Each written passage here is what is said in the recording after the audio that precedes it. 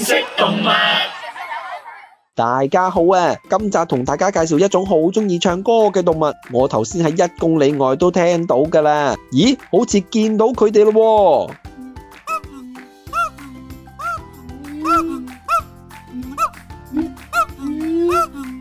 嘿嘿，係咪好好聽咩？呢首歌係我自創嘅，我就係合子猿，係長臂猿當中體型最大嘅品種，體積亦都係其他長臂猿嘅2倍，身高可以達到1米，體重大概10至14公斤，全身黑色，面部裸露，嘴嘅附近有少少白色嘅毛，我哋雌雄外形相似，我哋嘅壽命可以長達25至40年。現時我哋被列入國際自然保護聯盟瀕危物種紅色名錄中，屬於瀕危嘅動物。我哋主要分布喺印尼同埋馬來西亞，居住喺熱帶雨林同埋高山森林入面。平時主要係食果實、樹葉、花蕾同埋小動物。不得不提我哋最大嘅特點就係合指啦。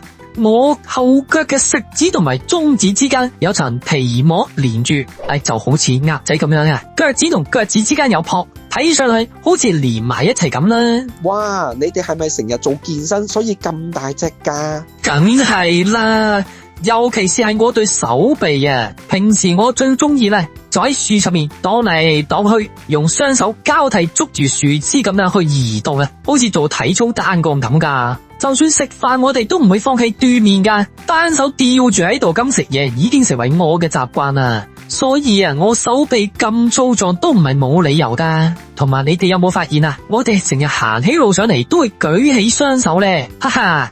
我梗係唔係投降啦，我哋係平衡身體啊。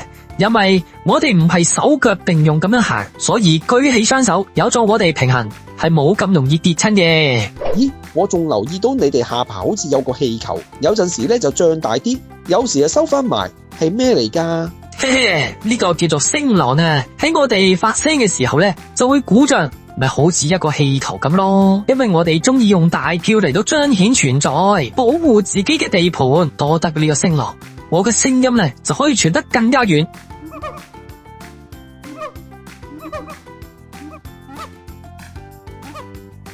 我哋係群居動物，以一個家庭為單位咁樣生活嘅，咁樣係咪有啲似人類呢？嗱，講多樣嘢你知啊！我哋瞓醒嘅第一件事就係唱歌啦。我哋家庭成年嘅雌性就會發出叫聲，去捍衛自己嘅地盤嘅，叫其他動物唔好走埋嚟噶。咁其他合子猿都會一齊陸續加入呢場早晨音樂會啦，仲可以維持到成30分鐘咁耐啊！真係想賴床瞓多陣都唔得啊！我哋真係好中意唱歌噶，喺求偶期間雌雄會互相對唱，每一對都有一首獨一無二嘅歌曲，好浪漫噶。哇，聽落都感覺到你哋嘅家庭溫暖啊！